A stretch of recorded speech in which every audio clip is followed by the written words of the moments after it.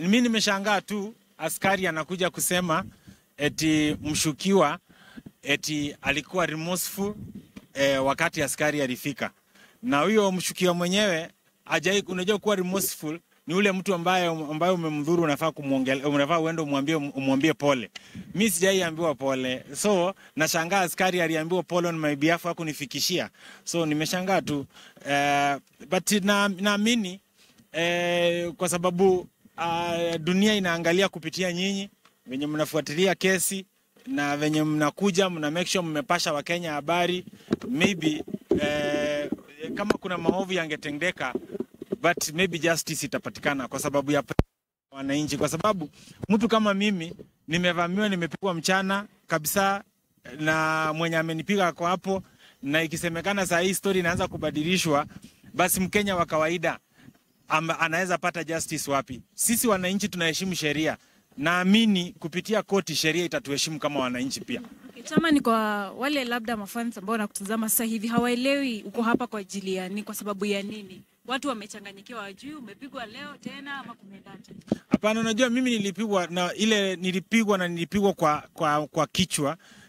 Mahali nilipigwa mfupa, mpaka wa leo huyo mfupa inakuanga na shida. Wakati kuna baridi unapata nakuwa na headaches. Yaani maisha yangu ilibadilika siku ile nilipigwa rungu kwa kichwa. Nakuwa na headaches wakati wote. Sasa hii nakuwa natembea na madawa za kichwa za pain. So kama sasa hii nimekuwa na consistent my headaches, nimeenda kwa daktari ndio wakajaribu, nimetolewa kuna damu ilikuwa imeclot, nimetolewa na inaambiwa ni kama nitahave kwenda operation. So hata in like 2 weeks nafaa kwenda South Africa sasa kwenda kufanya head operation. Na ndio maana labda kuna bandage bado kwa sababu nilikuwa nimetolewa clot ya blood, lakini naenda South Africa in 2 weeks kwa operation ya kichwa. So umekuwa kwenye koti siku ya leo chama, labda ni kitu gani ambacho unaweza waambia Wakenya, ama wewe kwa maoni yako unataka usaidike? Mimi nasema tu waniombee kwa sababu ukisikiza kama askari wa Kenya, askari anafaa kuwa katikati. Anakuja anasema huyo mshukiwa alikuwa remorseful wakati nilifika. Na huyo anasema saa hii ameulizwa magari kama zilikuwa zimegongana 2. Anasema gari ya mshukiwa ilikuwa umeumia hii na hii na hii, na yangu ajui, na mimi ndio mwenye kesi. Askari ajui kenye kilifanyikia gari yangu, anajua mambo ya ule, anasema ule mshukiwa ni mtu mzuri sana, alikuwa hata tumeshangaa. Hata umesikia jaji akimuuliza, jaji amemuuliza ulijuaje hizo vitu? So mpaka unaona jaji ndiye amekuwa kama lawyer wangu akinitetea. So mimi naomba tu judge shetani asimguze popote, akae mtu mkweli. Na venye ameuliza hiyo maswali leo hivi, hata akiandika judgment yake, andike judgment akijiuliza Ringtone anaweza kuwa alikuwa kwa barabara akajipiga akaanza kubleed, ama kwa sababu ukiona venye wanajaribu kumaanisha ule hakunipiga. So hakuna, watu hawajui nilipigwa na nini, lakini unasikia wananchi walikuwa wamejaa na wananchi waliona, unaona. So unajua ukora sometimes Kenya ndio unashindanga, lakini naamini kwa hii kesi yangu ukora hautashinda. Actually kuna wakati kwenye interview fulani mshukiwa ambaye ni Robert Alai alisema kwamba yeye hakukugonga. Uliona? Niliona akisema hakunigonga, lakini naamini ule mheshimiwa judge mwenye ako kwa hii court magistrate, naamini yeye si mjinga. Naamini alisoma. Naamini Mungu amempatia hiyo kiti so that mkora akikuja akimwambia anaweza soma mkora, anaweza soma ukora. So mimi naamini tu Mungu ampatie tu afya na ampatie clear ya mind aweze kuona wakora. Hata wakora pia wanajichanganyanga. Unaona? Mpaka unaona lawyer wake anajaribu kuuliza mtu mwenye ni kama masha interfere, anasema mtu wao ni mzuri, eti kwani uko na interest kwa hii kesi? Kwa sababu mimi ndio nilikuwa najiuliza kwa moyo wangu, anajaribu kupreempt kenye jaji ataandika. Mimi ninajiuliza kwa moyo wangu, polisi mmeshika mtu mmemleta kotini, unaweza kuja kuambia koti huyu jamaa lakini alikuwa mpola, alikuwa mzuri. Sasa unasema ndio maanisha nini? Ndio jaji amwachilie?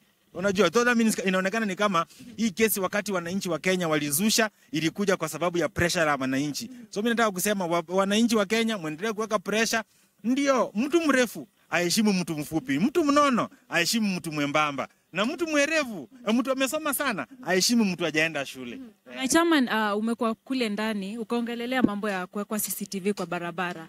So sijui unataka CCTV iwekwe aje kwa barabara ama unataka ziko labda nimesema CCTV kwa mahali nilivamiwa nikapigwa kuna CCTV. Maaskari hawataki kuleta footage ya CCTV. karibu labda kuzitisha. Mimi hiyo ni kitu nilisema kutoka mwanzo, na kwanza mimi sifai kufundisha polisi kufanya kazi yao. Unamaanisha askari wa Kenya ni hawajui CCTV zimewekwa za nini? Si za kuzuia uhalifu ama za kuonesha uhalifu. Mahali nilipigwa, si kupigwa mahali hakuna CCTV, nilipigwa mahali kwa roundabout kuna CCTV. Ukihesabu pale karibu kamera kama 10 ziko hapo, kamera kama 10. Niko sure then serikali ya Kenya haijaweka hizo vitu kama maridadi, ziko kwa sababu ziko na footage. Hiyo footage polisi wameificha. Ndio polisi wanacheza, kuna mchezo ambao polisi wanacheza hapo. Tungoje, maybe wanaongojea kama joka wailete dakika ya mwisho wawekelee kwa meza. Lakini nimesema niligongo mahali kuna CCTV. CCTV iko. Maybe Ringtone nataka kujua, kuna wakati kwenye interview fulani ya Robert Alai na lawyer wake walikuwa anasema kuna wakati walikuwa wanakuja kotini wanaambua mko tayari, mara kulikuwa na allegations kwamba the file was actually missing. Kuna wakati file miss. Mtu mwenye anaweza ficha file ni yeye na watu yake. Si umesikia polisi akisema ni mzuri. So polisi ndiye anakuwa na file. Polisi ni police file. Mimi sijui. So kama wameficha file, kama wanafanya nini, ni juu yao. Mimi niko kotini na mimi ni shahidi wa serikali wa koti. So uwezi sema kama mimi siko tayari. Kesi si yangu. Kesi ni ya DPP. So DPP kama hayuko tayari, hiyo ndio serikali haiko tayari, si mimi. Uwezi ni blame mimi. Mimi nakuja. Hata leo sikufaa kukuja, lakini nimekuja kwa sababu naona nimekuja ndio maybe mashahidi kama walikuwa wamechotewa wakiniona, Mungu anaweza waguza waone. Hapana, hata kama tumekula pesa yao, acha tu tuseme ukweli. Lakini nashukuru Mungu unajua, nashukuru Mungu tu judge huyu magistrate, Mungu atamguza. Unajua unaweza ona ukora.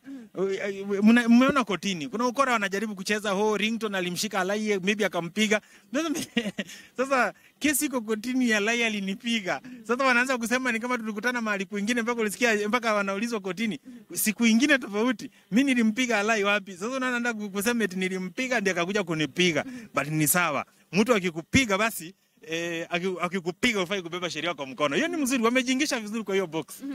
Chairman, umekuwa hapa leo kwa court and of course case haijaisha. So labda utuelezee kesi inasikizwa tena lini na maybe una expect nini now from the court? Wamesema kesi ni Mei. Nitakuja. Na nataka niambie wale ambao maadui wangu. Nataka niwaambie tutafanya hii kesi hapa, tutamaliza, tutaenda kwingine na kwingine na kwingine. Kama tutamalizia Hague, lakini kesi niko na time, niko vizuri, Mungu amenibariki, niko na chakula, ninakula unless nikufe. Kesi si kwa sababu Biblia inasema gonga bisha utafunguliwa. Sijaibishiwa nikakataa kufungua, lakini kwa sababu ya madharau mimi kesi lazima nifuate, ndio wale watu wajuaji, wale watu ambao wanaona wako na uwezo waweze kuheshimu wale watu ambao ni wanyonge. Hebu nikurudishe nyuma kidogo, umesema labda una feel maybe kuna watu wanachotewa, wanapewa kitu kidogo. At a point did you maybe feel insecure about this whole case? Have you ever felt insecure about it? Ule prosecutor mwenye alienda alikuwa compromised. Nilifeel hivyo. Siko na evidence, lakini nilifeel tu hivyo. Lakini magistrate ako sawa. Na muombea tu Mungu amweke hai. Lakini ule prosecutor alienda, alikuwa anacheza game. Na Mungu akamtoa. Unajua huwezi cheza na watoto wa Mungu. Niliomba, Mungu akampiga transfer. Ni kitu uliombea? Mimi nimeomba. Kwa sababu hii kesi inafanya si kesi yangu. Hii inafanya kesi ya haki. Kesi hii ni kilio cha haki. Mtu akikosea, ufai kubeba sheria kwa mkono against mtu mwingine. Kenya lazima ikuwe nchi ambayo tunaheshimu sheria. So sheria ilivunjwa, nilivamiwa, nilipigwa. Saa hii nimewaambia in 2 weeks naenda South Africa operation. Na hizi vitu mimi siku kilema. Mimi nilizaliwa bila family Mimi nimegrow kama yatima lakini si kwa kilema. Saa hii naenda kukatakatwa ovyo ovyo, kuchinjwa kichwa kwa sababu mtu alijiona ako na uwezo na anaweza vunja sheria na hakuna kitu anaweza fanywa. Na anajaribu kuleta hiyo mpaka kotini, hakuna kitu koti itamfanya. Ninajua Mungu atatusaidia. Asante. Labda maneno ya mwisho kwa Wakenya. Mimi nawaambia tu sisi wananchi tuendelee kuheshimu sheria na tuamini Mungu atatusaidia, sheria pia ituheshimu. Hivyo tu. Yeah.